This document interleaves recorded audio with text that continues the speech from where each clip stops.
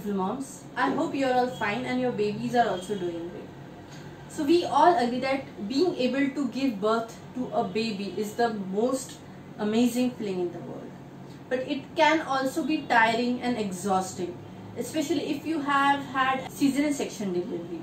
In that case, you will need more time to recover as compared to the normal vaginal delivery. Even I had a cesarean section delivery and I really took a long time to feel completely healthy again. So today in this video I am going to give some fast tips to recover fast after cesarean section delivery. If you like the video, please like and share my video. If you want some more updates related to mother care and child care topic, please subscribe to my channel and click the bell icon to get notifications of my upcoming videos. So welcome to my channel, A Journey Through Motherhood.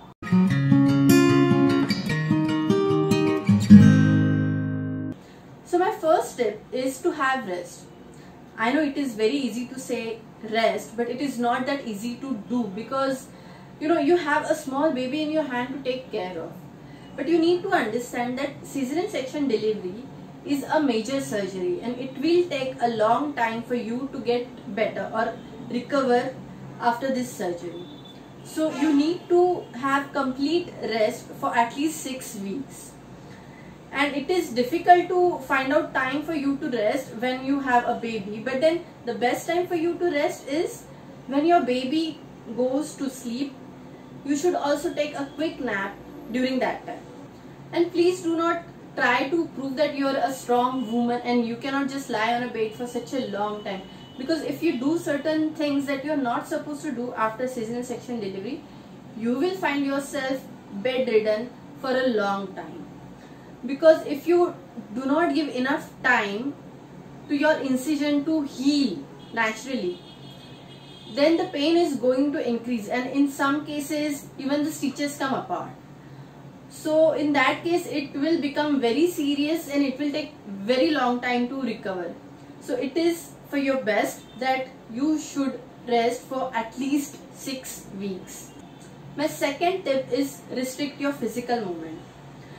When I say have rest, that doesn't mean that you will be stick to your bed for whole time.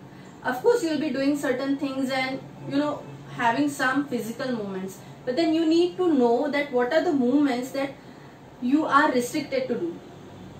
So here is the list of the movement that you are not supposed to do.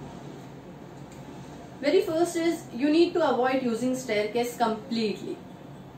Second, you are not supposed to lift anything heavier than your baby. Third, whenever you have to sneeze or cough, hold your abdomen to protect the incision site. And fourth, avoid heavy exercise. So when I say do not lift anything heavier than your baby, then it may be difficult for some mothers who already have elder child at home. Say for example, a mother have 2-year-old kid at home and now she has gone through a cesarean section delivery. In that case, now she is restricted from lifting her elder child. But the child will not be able to understand what's happening, why his or her mother is not lifting them anymore, why their mother is all of a sudden interested only in the newborn baby. In such cases, the relationship between the elder child and mother may suffer and then it may get very difficult ahead to resolve the issue.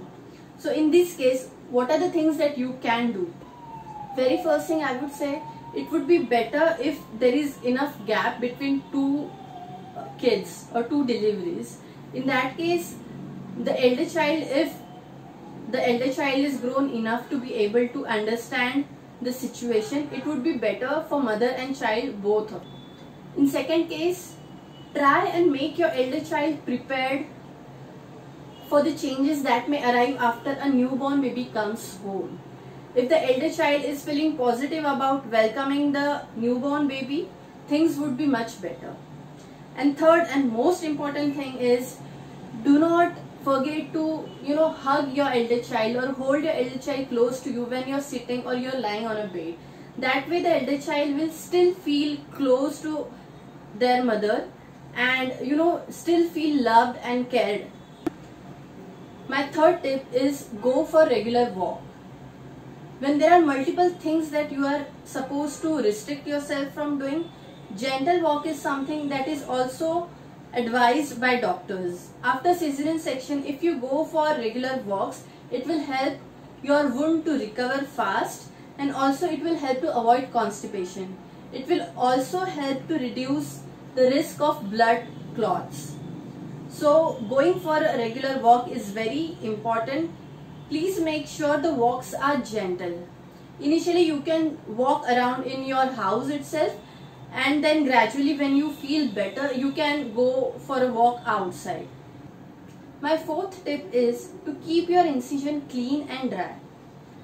After cesarean section delivery, first few weeks it is very important for you to take care of your incision site. It has to be clean and dry.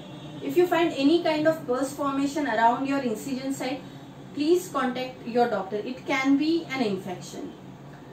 But keeping your incision clean and dry doesn't mean that you cannot have your regular bath.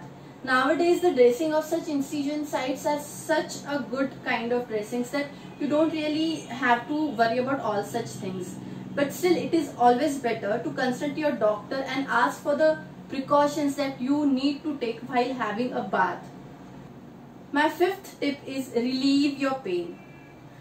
Each mother experience different kind of pain or different level of pain. So if you are experiencing too much of pain, then it is always better to go for a painkillers. There is no point in keep bearing such pain if you have so much already to deal with. So always consult your doctor before taking any kind of painkillers, especially if you are breastfeeding. Depending upon the level of discomfort, doctor will be able to prescribe you right kind of painkillers. My sixth tip is process your emotions. Well, postpartum depression is something that can be experienced by any mother, irrespective of what kind of delivery she had. But it is more common in mothers who had emergency cesarean section deliveries. There could be multiple reasons for that, but the most common reasons are like, first very common reason is when you are not really expecting anything like that to happen and suddenly you have to go through a cesarean section delivery. Your brain takes time to accept the facts and accept the situation. There are cases where mothers are not really ready to accept their own child and not really ready to even touch them.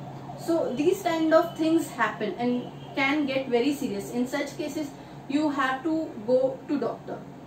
Second common reason why postpartum depression is common in mothers who have gone through emergency cesarean section deliveries is their beliefs.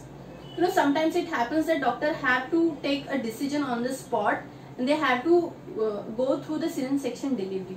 But then mothers are not ready to accept it.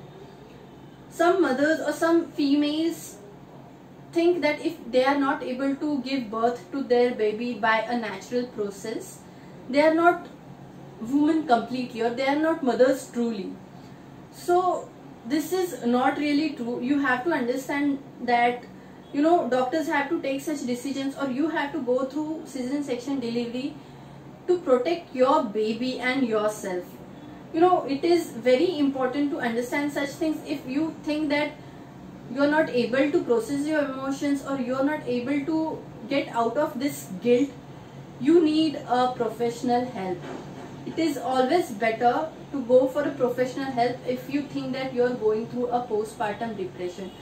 Please, first person that you have to talk to about it is your husband or the other parent of the child, the father of child, and then both of you will be able to get out of this situation with the help of doctors. So that is all for today.